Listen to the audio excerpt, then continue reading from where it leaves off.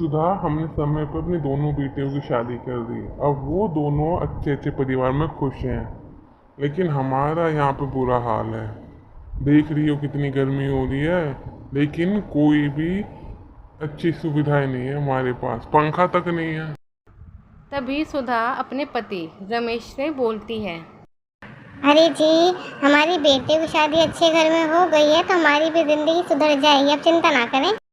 रमेश और सुधा मिलकर खाना बनाने लगते हैं क्योंकि उनके दो बच्चे हैं, यानी कि उनका जो बेटा है जिसका नाम है अमित, उनकी जो बहू है जिसका नाम है चंचल, वो दोनों खेतों में काम करने के लिए पूरा दिन बाहर ही रहा करते थे। एक दिन कुछ करना होगा चंचल, ऐसे चलेगा नहीं। हाँ जी, कह तो आप सही रहे हैं, बताइए क्या करें।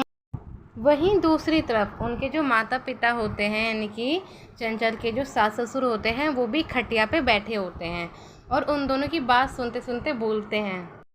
हमारे बहू बेटे भी कितने मेहनती हैं ना, सारा काम खुद से करते हैं, हमें कुछ कहते ही नहीं। वो तो अच्छा है कि हमारे सलामत है हाथ पे, नहीं तो हम उन पे बोझ बन जाते। ऐसा क्यों कह रहे हैं जी?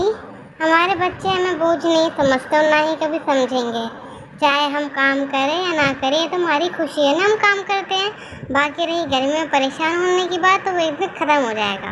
गर्मी से परेशान था रमेश का परिवार, क्योंकि उनके घर में कुछ ज़्यादा सुविधाएं नहीं थी। सिर्फ 2 वक्त का खाना, वो भी समय पे नहीं मिलता था, क्योंकि कभी उनके बहू बेटे लेट आते थे तो कभी कभी घर में पैसे नहीं होते थे राशन लाने के लिए।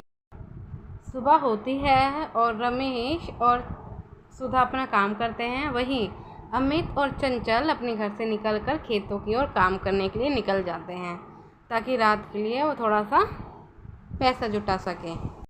रात को जब घर पे आते हैं तो घर में यही बात चल रही होती है कि गर्मी बढ़ती जा रही है तो हमें एक पंखा ले लेना चाहिए।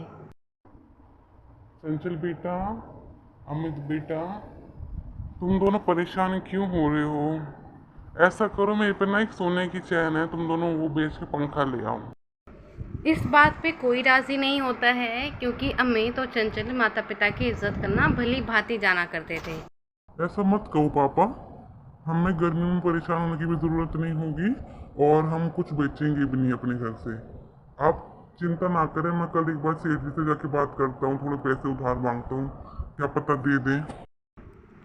वहीं फिर दूसरी तरफ चंचल भी थोड़ी देर में बोल पड़ती है कि कोई नहीं, हम जाएंगे कल और अपने अपने हिस्से का पैसा मांगेंगे। अगर 3,000 रुपये 400 रुपये भी हमने ले लिए तो भी हम एक पंखा ले आएंगे।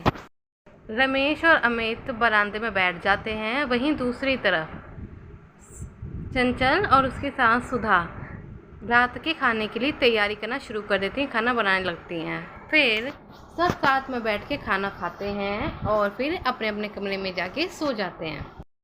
दिन ऐसे ही बीत रहे होते हैं, करते करते 3 महीने बीत जाते हैं। वो लोग खेतों में काम करते, अपना पालन पोषण करते, परंतु उनके सेठ जी उन्हें पैसे नहीं देते ताकि वे एक पंखा खरीद सकें।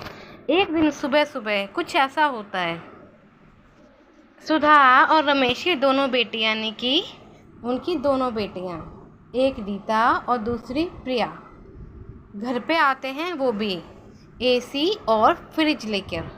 रीता, प्रिया, तुम बेटा बताए, बेटा बता देते तो हम रमेश जी को या तुम्हारे भैया को भेज देते, और तुम ये सब क्यों लाई हो?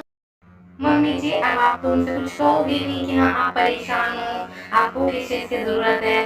अब आपने हम दोनों की शादी कर दी तो हमें बिल्कुल ना कि हम बिल्कुल पराए हो गए हैं। हमें सब पता है कि आप लोग कैसे रह रहे हैं, इसलिए हमने अपने अपने पैसे हम वर्क फ्रॉम होम कर देते पार्ट टाइम, तो हमने थोड़ा थोड़ा पैसे जोड़कर आप दोनों के लिए एसी और फ्रिज लिया। बेटा, मैं तो धन्य हो गया तुम जैसे बच्चों को पाकर। एक मेरा बेटा है जो पूरा दिन मेहनत करता है ताकि हमारी दवाई का, खाने पीने का खर्चा दे सके। एक तुम दोनों हो जो जॉब करके एसी और फ्रिज के पैसे, एसी और फ्रिज ले आए। इतनी अच्छी किस्मत है और हम रोते रहते थे। आप लोगों को परेशान होने की ज़रूरत नहीं है, मैं और दीदी हैं ना, हम सब ठीक कर देंगे। बाकी भैया से ही बोला करो, हम बता दिया करें, बता